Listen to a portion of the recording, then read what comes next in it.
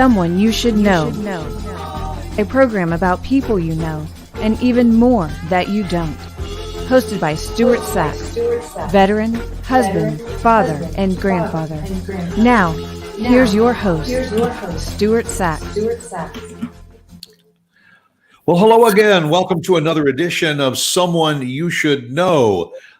Today is a Friday, the 6th of November, and I have to say that this show is kind of one of those good news, bad news kind of things, because the bad news is that they still haven't declared who wins the presidency. So I'm sure that there may be a few of you that are not necessarily watching us live right now because you're more interested in what's going on the other channels.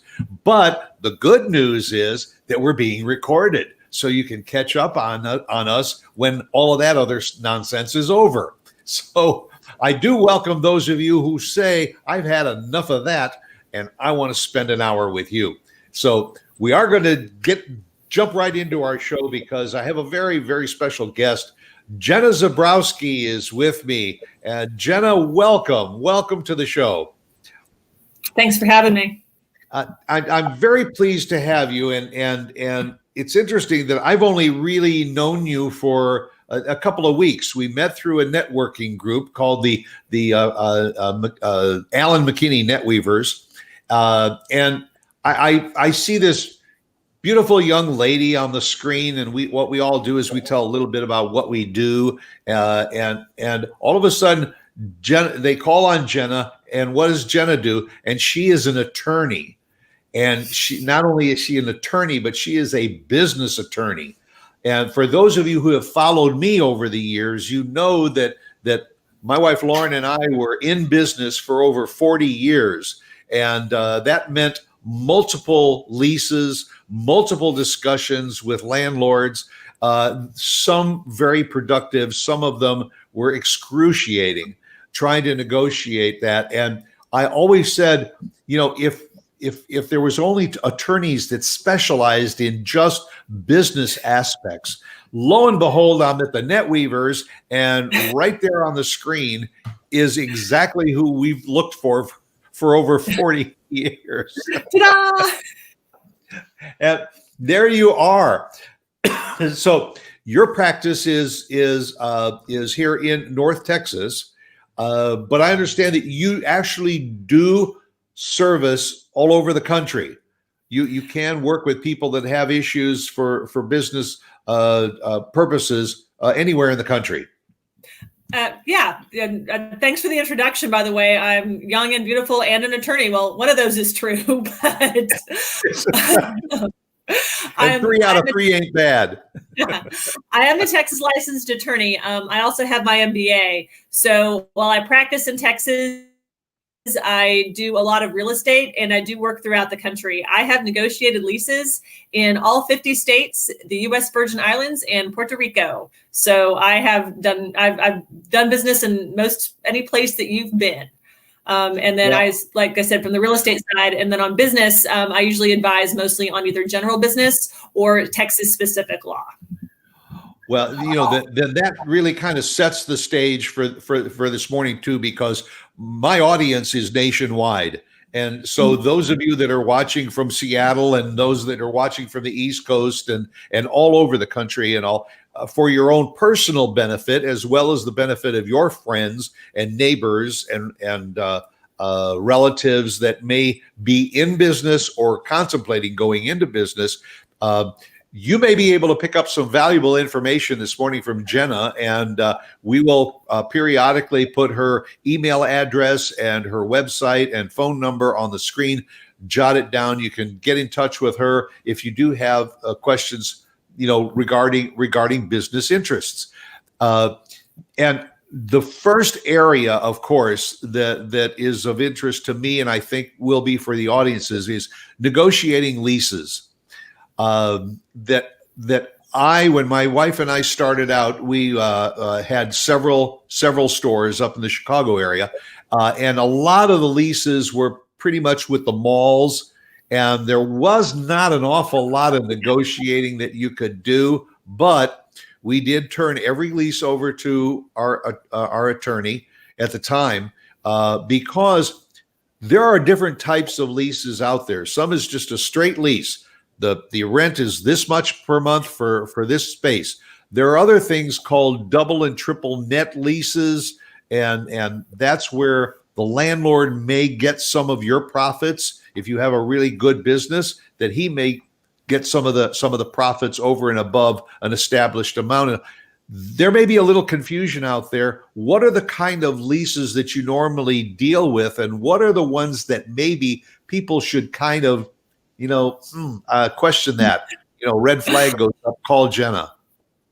Oh man, you just hit on one of my favorite areas. We could talk about this, literally for 8 hours. I will not bore you with the details, but my practice focuses a lot on commercial real estate leasing. So different types of leases. You've got your retail locations like a mall, a strip mall, a single freestanding building. You've got your industrial leases, such as warehouses, gas stations, auto body repair. You've got offices, which are what, you think about where you go in and do business. You may have a pop-up store. You may have an indoor-outdoor space. You may have a restaurant. You may have a sublease. You may be assigning a lease. There's a lot of different leases. Good news is that if I haven't handled it, it probably doesn't exist. So I've done a lot of the different kinds of leases. So then you find your space that you absolutely love. It's the perfect place for you. You want to operate. You want to know how long and how much, right? How long you're going to be there? How much does it cost you? You may have what's called lease, which is an all-inclusive. So often includes utilities, insurance, taxes, and our dreaded common area maintenance, which I'll talk about in a minute.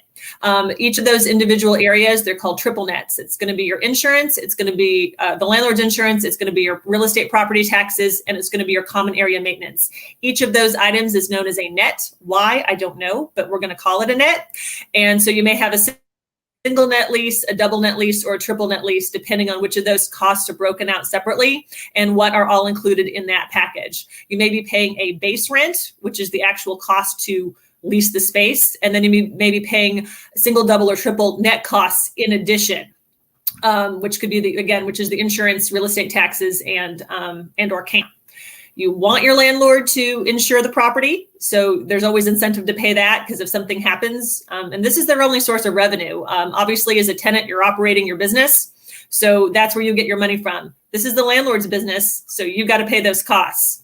Real estate taxes, again, you want to make sure that you're going to pay them. If you don't, you're not going to operate. Simple as that. And then CAM, or common area maintenance, is usually the shared area. It could be a hallway. It could be bathrooms. It could be a kitchen. It could be a parking lot. It could be an outdoor patio.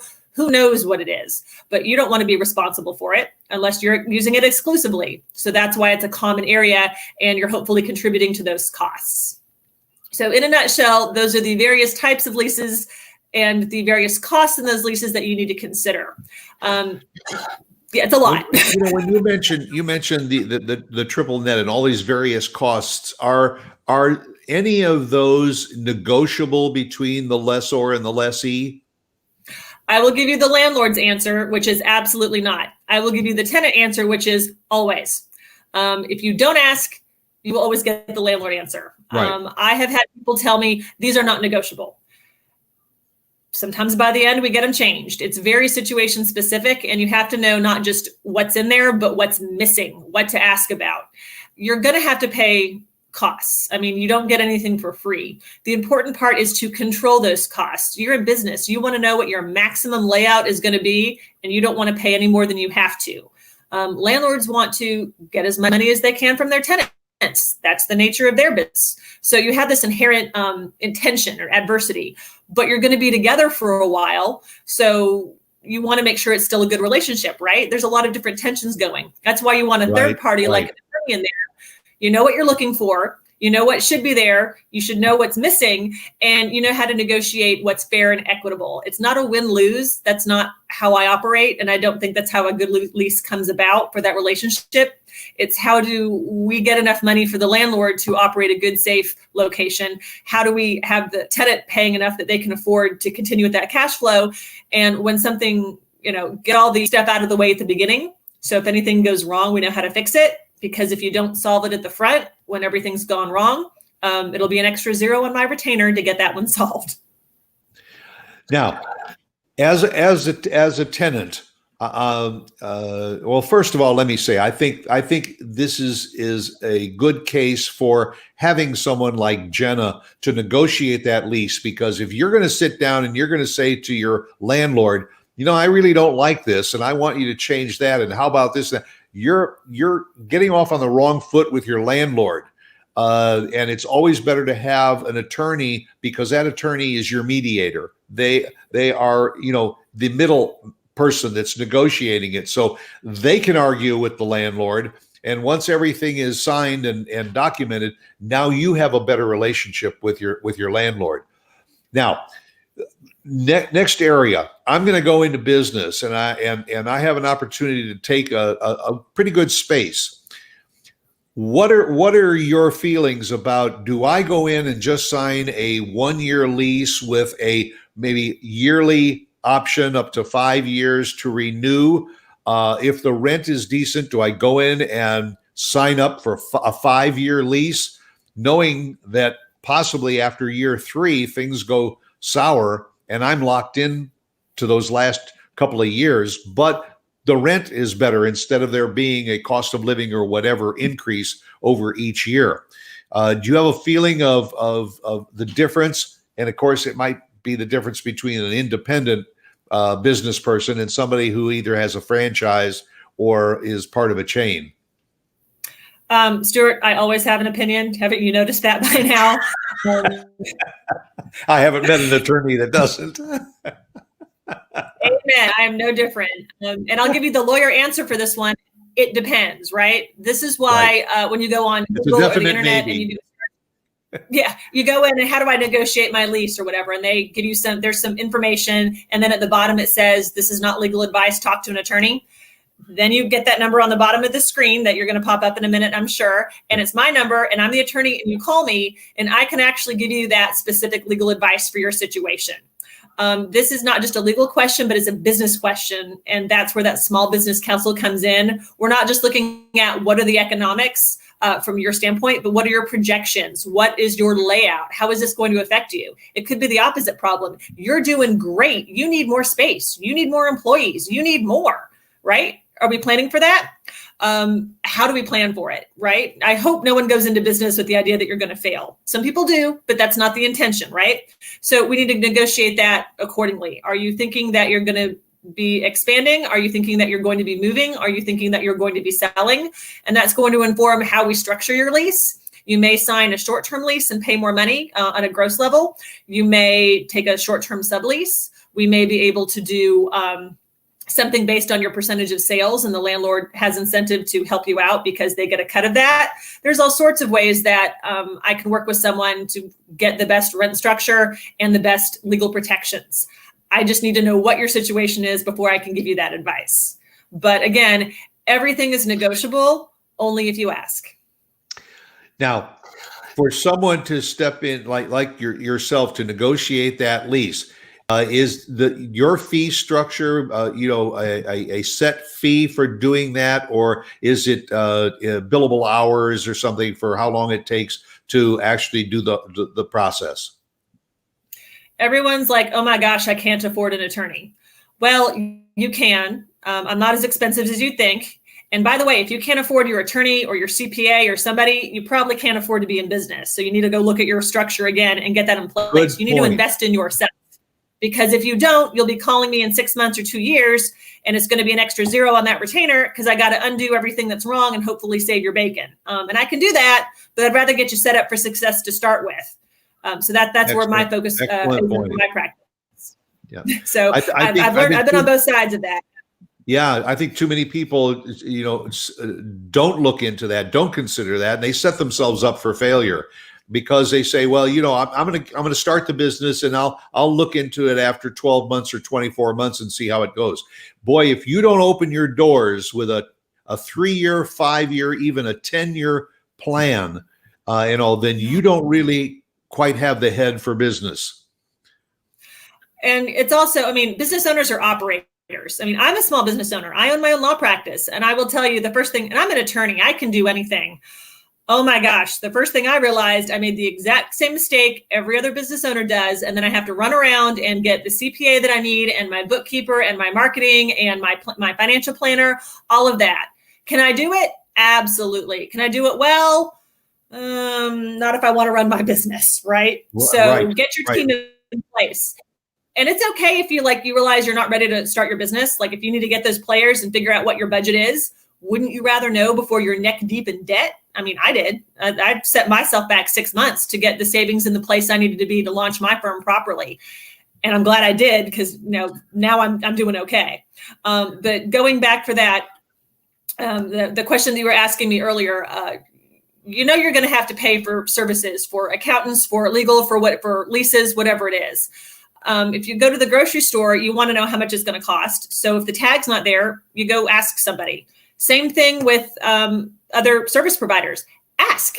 I have no idea how much it's going to cost. Well, then are you just going to, I'd be glad to take your money, but wouldn't you like to know what you're getting into?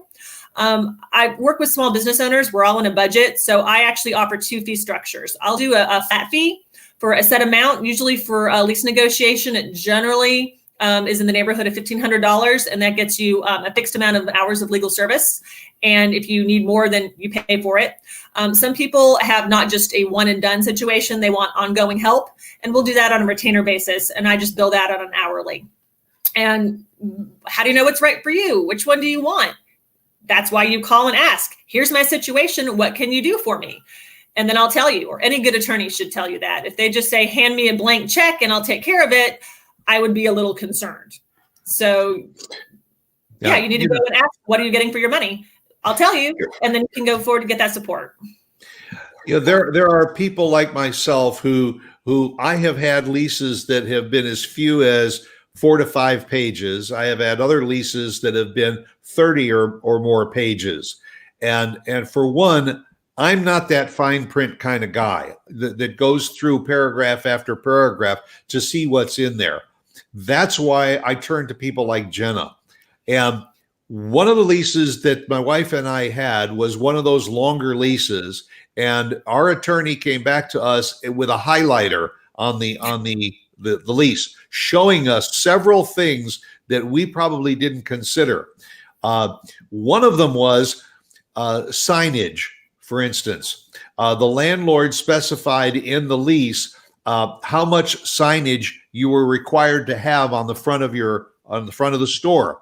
It was dependent on the size of your frontage, but you were required to have a sign that was X number of feet long and X number of feet high. It had to be backlit. Okay.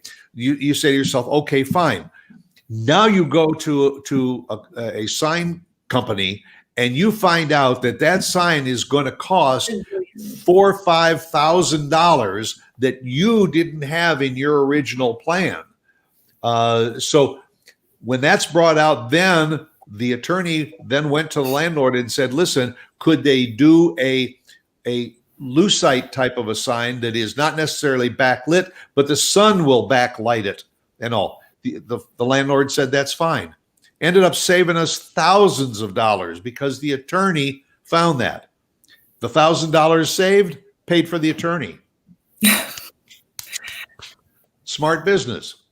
Good move. Good attorney. Absolutely. It's not just the lease. By the time you get to page 78, you might be bored. I'm like, ooh, this is where the good stuff comes in.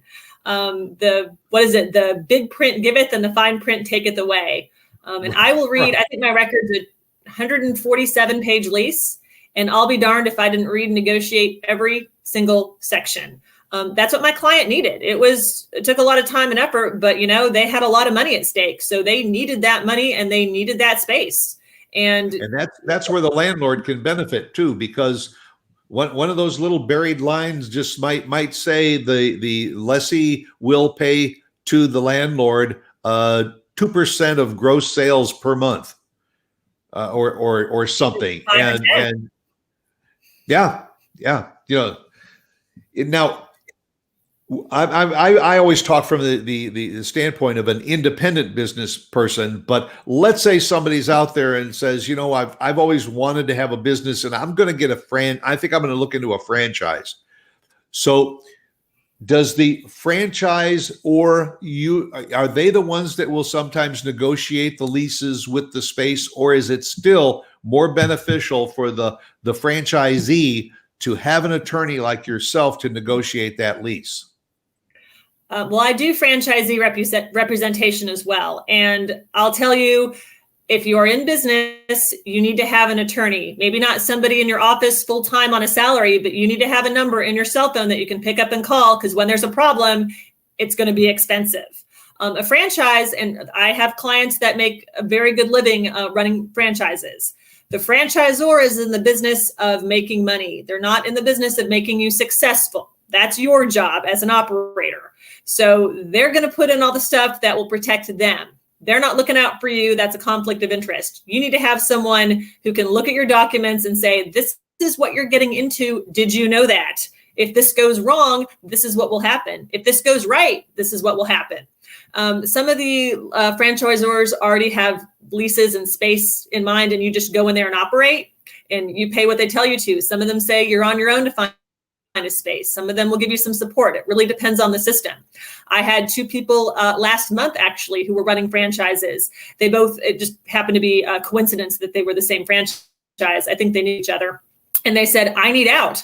I can't afford this. And I had to, that I hadn't talked to them before. If I'd gotten into it, I, looked at their documents going, well, yeah, I can see why this is pretty strict. So I had to go back to the franchisor's attorney, and we had to work to get them out of that agreement. Your landlord, your franchisor, their businesses, they have their attorneys on staff that are protecting them. They expect you as a professional to have your people, your team protecting you. So don't think that you're going to be ruining a relationship or creating problems. You're showing them that you're a sophisticated business operator who is looking out for his or her own interests, and you have your team in place to do that. So you can focus on operating and making money. Yeah, and you're right. And there are instances, and we were involved in one once where we had signed a 5-year lease, and it turned out that after 3 years, we were relocating. We were leaving the Midwest and we were moving to Florida. Initially, the landlord said, I'm sorry, you got a 5-year lease, so you can leave whenever you want and vacate, but you still owe me 2 more years in rent. And we had one choice of saying, well, I guess that's what we're going to have to do. We don't have a choice. We had an attorney at the time, and the attorney ended up negotiating where we paid 6 months more instead of 2 years in order to break the lease. That's the other reason to have legal advice on your side. And you mentioned it earlier about having you on retainer. Very, very good move, because whenever that yearly lease comes in and you get the notice from the landlord that it's going to go up this or go up that, it's your attorney that goes through and says, wait a minute, in paragraph such and such, it says it cannot exceed more than 3%, per year. On a yearly basis, yeah. Yeah, and so that's why it's important. I'm going to shift gears for just a second. Where did you grow up, and where did you go to school? Where did you get the idea that, hey, I want to be an attorney? I came fully formed out of Texas originally. 6 months ago. No, I grew up in the North Texas area, actually. So my mom said that my first word was chocolate, my second word was no. And I always like to argue everything was a negotiation or a bargaining. So I guess I came that way. I've always wanted to, is that your last and best offer sort of situation? I never really planned to go to law school. I mean, who plans for anything? But I graduated, it was in one of the mini recessions, and I had a background in technology and communications, which were the two industries that were tanking. So I thought, what can I do to avoid reality, like any good mid-20-something? Right. So I literally got online and signed up for the LSAT, and I found out there wasn't a testing site within 100 miles of UT, which is where I was at college at the time. So I called my mom and said, hey, can I come home this weekend? Sure, why? Well, I've got to go take this test at 8 o'clock in the morning up in Dallas. And my mom is like, what are you doing? I said, I think I'm going to try to go to law school. And she just laughed at me. But she did let me come home and drop me off at the LSAT, and they check you in alphabetical order. And of course, I was running late, so I'm skidding in there on 2 wheels. And the person checking me in, we're finished checking people in. I said, no, you're not. There's 2 people there in line. She said, well, it's in alphabetical order. I said, great. So the people in front of me were Wang and Wong and Zabrowski, which is a Z. So, and the look on her face was priceless.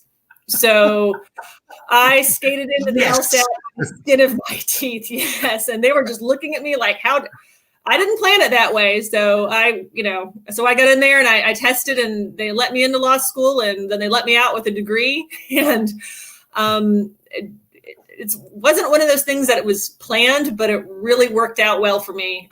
I've always enjoyed what I've done. There's days that I don't, but overall, I enjoy doing it. And I really like property, and I really like people. It's hard to put those 2 things together.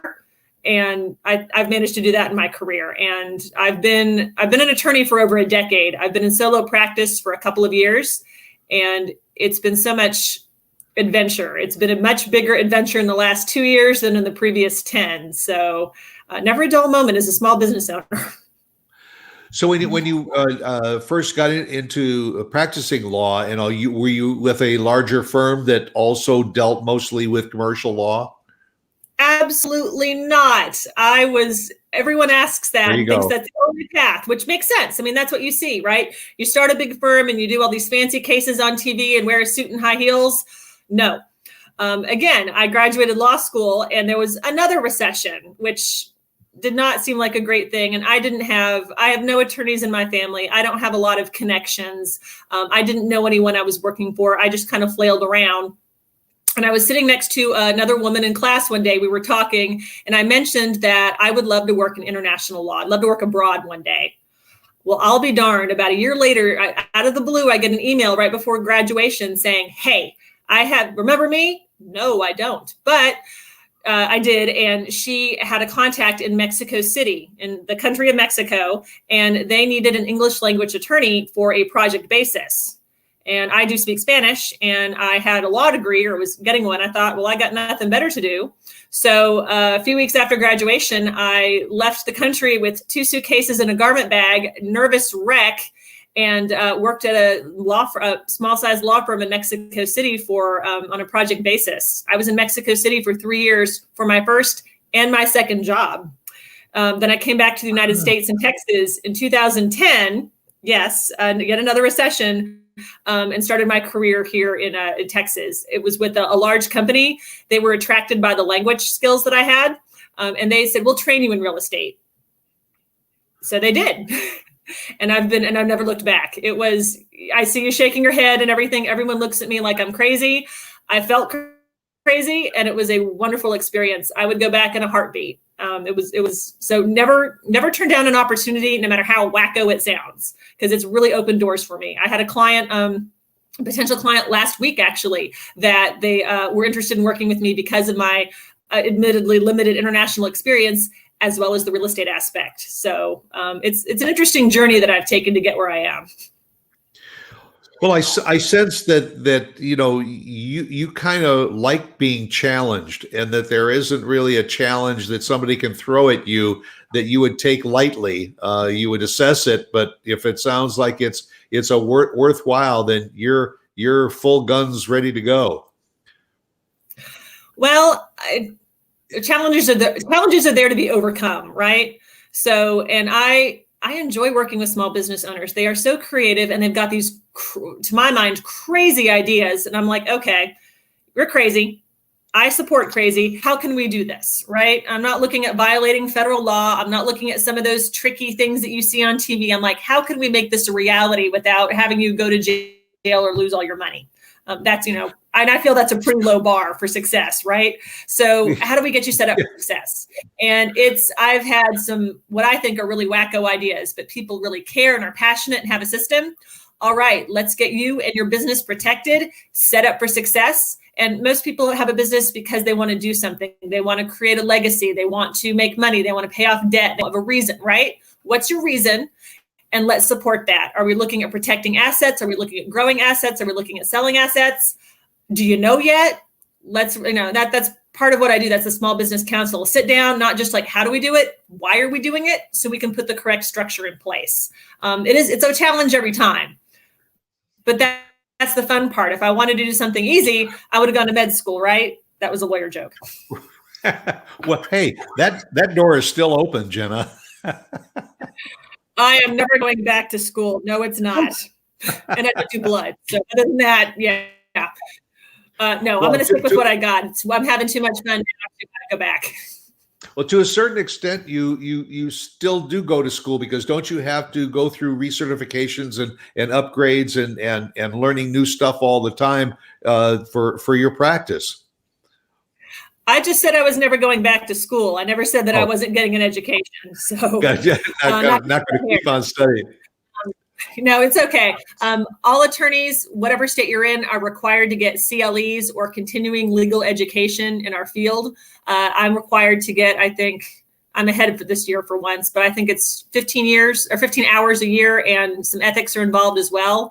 And I usually split mine between getting advances in the fields that I'm in, like leasing and buy-sell contracts for real estate. And I also try to explore new areas. I just did one on mergers and acquisitions, so I can better help my clients that are looking to grow by acquiring companies as opposed to growing more organically. So that's a place where I'm growing my own practice. And again, part of the Small Business Council is, I've got this problem. How do we solve it? And sometimes I know the answer. Oh, you've got a landlord dispute. This is how we're going to handle it. Sometimes it's, well, I'm not really sure how we're going to do this, so I'm going to go do my homework. And I have research and resources that I use to do that. So while I'm not maybe sitting in a classroom taking notes, I'm doing something to figure out how I can best support the people I work with. I am always learning something. Interesting. Let me throw a hypothetical at you. Ooh, my favorite. For those that are watching all over the country, one thing that North Texas is famous for is nail salons, donut shops, and coffee shops. Now, somebody comes to Jenna and says, listen, I'm thinking of opening up a coffee shop that sells donuts. What's the first thing you say to them after you say, are you kidding me? Actually, what I'll say is I just opened my third coffee shop last week. I do have some tenants that actually run restaurants and coffee locations, and they're delicious, by the way. So been there, done that. What I say is, okay, I can help you. Let's talk about your business. Sometimes people have a plan in place. They have their product source. They have a budget. They know where they're going. They just need help with the actual physical location and the setting up of the business. They've got the funding, they're ready to go. Sometimes people just come to me with an idea in the sky. Okay, you're not ready to sign a lease and you're not ready to open for business. And that's okay. Let's take a step back and come up with a plan to get you there. And that, again, that's where the counsel comes in. I can do your lawyering, and I can do your as an attorney, or I can do it as a counselor. How do we get you set up legally and financially for success? And I've even helped people draw up business plans. That's not something that my practice focuses in, but if that's what my clients need, that's what we'll do. Sometimes we do a plan and they go, great, thanks very much. And I never hear from them again. Sometimes they say, great, now how do we put this into practice? It really depends on how serious the operator is and how professional they want to be. But when I work with my clients, again, you're the business owner, you make the decisions, but I'm doing everything I can to let you know what's the risk, how do we mitigate the risk, and are you willing to take on this risk in order to operate? And I would think that since you do have a background and an involvement in the real estate aspect of this, that is very, very helpful for the person that does have this idea. But, they always say in real estate, location, location, location. You can have the greatest idea, and if you put your shop in a strip center that's out in the middle of no place where there isn't a traffic flow, you may not be selling a lot of coffee and donuts on a regular basis. You need to look at areas that are in maybe higher traffic areas. What does that mean? The higher the traffic area, basically the higher the rent is going to be for you to be in that higher traffic area. Yeah, I mean, there's a lot of things that go into figuring it out. It's not just the three things you can't change, which, as you said, location, location, location. It's not just Where is it and how much? How long? There's 999 other things that you got to consider, all of which cost money. Do you have enough to run this business and to get the revenue that you need? And if not, then something's got to give, and we got to figure that out. What is the difference between a lease and an agreement? All leases are agreements. Not all agreements are leases, or unless you have a lease agreement. Again, that was a lawyer joke, but an agreement is going to be defined usually as a contract, which is a meeting of the minds. You and I agree on something. This is the price. This is how long. This is where it is. This is all the other terms. And we reduce it to writing and we sign it. In very simple terms, that's what a contract is. An agreement could just be like, I think the Cowboys are going to have a great season. And you say, yes, I think so too. We're both wrong, but nonetheless, we agree on it. So an agreement can be reduced to a contract. A contract is a form of an agreement, but unless you have it in writing and signed, it's going to be really hard to prove in a court of law. All right. And then so you said that an agreement, is that where perhaps you've got the owner of a piece of property and maybe he's got 6 units in his little strip center. You can work on an agreement with the landlord, have your attorney look it over anyway, but that an agreement may be an easier avenue to a solution rather than going the full-blown lease aspect? Well, or do you have to look at both? You get easy, fast, or cheap, pick 2, right? So that would probably be a lot less money and a lot easier, but is it going to be very good? And is it going to be what you want? I didn't put money on it. So yeah, when you get to year 3 and say it ain't going the way I thought it was going. And remember, we're talking about commercial leasing here. This isn't a consumer, a house that you're renting that you've got consumer protections, the law, all the stuff you see online and the systems. This is commercial law. All of this is controlled by the contract. So if you agree to it, the words I hate to hear are, they told me, I thought, I understood, I believed, they led me to. Doesn't matter. This is what's in writing. Worst case scenario is you go to court and you have to show up in front of a judge and go, this is the document, but it doesn't say what I thought it said. Well, okay, but this is what you signed. So why didn't you read it? You know, this is part of being a sophisticated business owner. And I have people tell me this all the time. I'm like, why didn't you read it? Or why didn't you hire me to read it? And then I can tell you what it says in English. You can absolutely go out. I encourage, you should know what space you're getting. Go out, find the location, meet the landlord, say hello. I'm interested in this. How do I get into the space? And let me give you my attorney's phone number, right? You are the operator. You know where you want to be, but you focus on operating your business. You're not worried about, you should worry, but you are not focused on paying your payroll and handling your HR and doing your taxes and negotiating your lease and all the other things, right? I don't do my own taxes. I have a CPA that handles them because that's what he does, and he does it a lot better, right? You focus on operating your business and let your team support you to be profitable in that operation. Yeah, you're absolutely right. The most important thing that you just said was, I like the space. I like the location. It's right on a highway. I think I can do well here. And I think I'd like to move forward. Here is a card. Here is my attorney. And I'm going to have my attorney get in touch with you to talk about that. That allows me to go look at paint for the walls, look at furniture for the interior, look at all those aspects and costs that I'm going to have to involve, and take care of that legal aspect with somebody who really knows and is representing me. You know, when you're my attorney, you are my partner in business. You are just another part of the family. And that's the important thing that I think a lot of business owners forget. Just like my vendors, when we were in business, my vendors, if they weren't going to take on the position of being my partner in business, in other words, if I didn't have a good season, they were going to do whatever they could, bend over backwards to help me rectify it. If it was just, well, I'm sorry you had a bad season with this line, but it's yours. Sorry about that. But let me show you what's new for next year. If you don't make partnerships with all your vendors and people, you're running the risk of having problems. And you can't walk away from them, because if you walk away, they will follow you. They will find you. And that's, I've dealt with those too. And those are sad situations. And that's when people start asking me about bankruptcy. I don't want to go there, and you shouldn't either. So get yourself set up for success.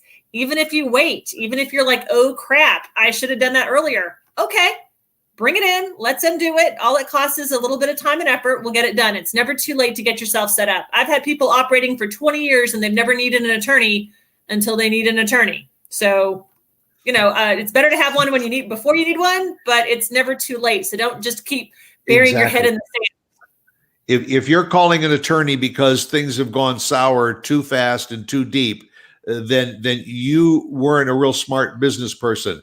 You want to make sure that person's on your side, because the first time that you start to see that a month or two goes by and you're in the red, that's when you sit down with your attorney and say, well, I need to do something to turn this around, and they will help you.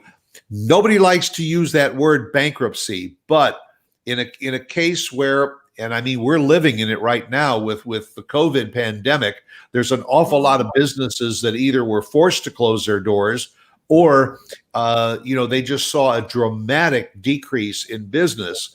Are you finding that you are getting involved with a lot of landlords to try and get some relief for the tenants so that they can continue their business and then catch up when business comes back on full bowl?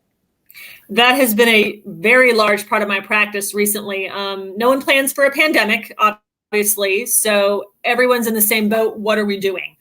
There's been a few people who were operating, they were getting along, but they didn't have those protections in place and they got hammered. And those are the kinds of people that I've been working with to either exit their businesses, bankruptcy, those sort of situations. There's some other business owners who really had the ability to retrench or had structure in place and have been able to hang on. Some of them have been able to grow and to thrive in this economy based on their business model, and that's very individual to the business itself. But it's never too late to look at your planning, and the sooner you get your attorney involved, the better. I can do an awful lot more for you right when things start going bad, before they are bad and you're looking for a way out. So it doesn't hurt to ask. I mean, maybe I don't have the answer you want, but at least I have an answer for you. And this, again, we are facing, to use the overused word, unprecedented times. There's no magical answer. If there was, I would have more business than I could handle. And I wish I did, but I don't. So I have to be like everybody else. Here is your specific, unique situation. Here's all the things that we can do. Let's start figuring out what works for you. And I have done quite a few lease workouts where we've gotten rent relief, where we have gotten forbearances, where we have gotten deferrals. They are different. They have different meanings. Do you know what they are? Maybe you don't, but you should probably know what you're agreeing to. But landlords and all the people all the way up the chain also have financial obligations to make as well, right? So everyone's got to work together to make this the best situation. It doesn't have to be adversarial. You don't have to work against each other. You can work together. But the sooner you work together, the better your results are going to be. Exactly. When an individual, I'm spending most of this time talking about individuals, because I think that if there are corporations that are going to open up a new location, they have a cadre and a staff of people that are doing all of this. It's for those individuals, those small people that either are going to open up a single operation, or maybe they've got one or two and they want to open up a third, and it's a matter of getting into a new lease. You get into, if you've got 3 locations and one of them is draining you, it's going to affect the other 2 locations, easily. The one piece of advice too that I want to ask you, would you recommend that any individual that wants to go into a business set up perhaps an LLC to separate themselves personally from what happens in the business? Because am I correct that an LLC, if my business fails and they're going to go after me for payment from the business, they can't go after my personal income? Is that correct? I wish it was yes or no answer. It depends, right? Maybe. Generally speaking, this is why you need an individual attorney for your specific situation, right? In Texas, here's all the caveats. In Texas, generally speaking, LLCs are a pretty good structure to work with. Sometimes we do partnerships. Sometimes we do corporations. There's a reason, which we can discuss at another time. But assuming that you've done an LLC or you have some sort of business entity, I'm always going to recommend that you have some form of business entity. There are tax advantages, there are legal advantages, there are professional advantages to having them, and that separation of personal and professional assets. Because if you don't separate them, by the way, a DBA, an assumed name, and doing business as, whatever you call it, is not a legal entity. It's you, an individual, doing business under a different name than yours. But it's still you, and all your personal stuff is up for grabs. If you have a business and your business is the one that is has the exposure, then it's the business that is the assets that are risk, not your personal assets, your house, your car, your kids' college savings account. And I have seen that happen when people do not spend the time or money to set their business up properly. I've never needed to, until they need to, and suddenly they're facing the opportunity of, do I sell everything I own so they can't get it, or do I go ahead and bankrupt, or do I let them seize it? It's a really difficult conversation to have, and nobody should get to that point. Once you set up the entity, you also have to observe the corporate formalities. This isn't a personal piggy bank where you're paying for your children's college tuition and using it to fund your dinners out. You got to keep those assets separate. It's not difficult to do, but you have to know how to do it right. And that's where you need your team, your attorney, your financial planner, your accountant, your CPA, whomever is on that team. If they can't do it, they're going to help you find the person that can. So it is absolutely, I can't think of a business person I would recommend starting a business in your own name. Do you have to by law? No. Does it make a whole lot of sense? Yeah. And in Texas, it's a really economical opportunity to get a lot of protection. So yeah, you should give me a call. I have a flat fee package I do for most of my people starting business. In fact, if you remind me that you found me on this radio show, mention Stuart's name, I will go ahead and throw in the consultation. So I won't charge you extra for that, just because, rising tide lifts all boats. I want to help out the other business owners, and we'll have the consult, get you set up, or we can talk about the structure you've got, see if it's what you need or how we can improve it. Well, that's a great idea. So just mention me, mention KVGI Radio, mention someone you should know, and of course mention Jenna. And there's nothing wrong with a free consultation.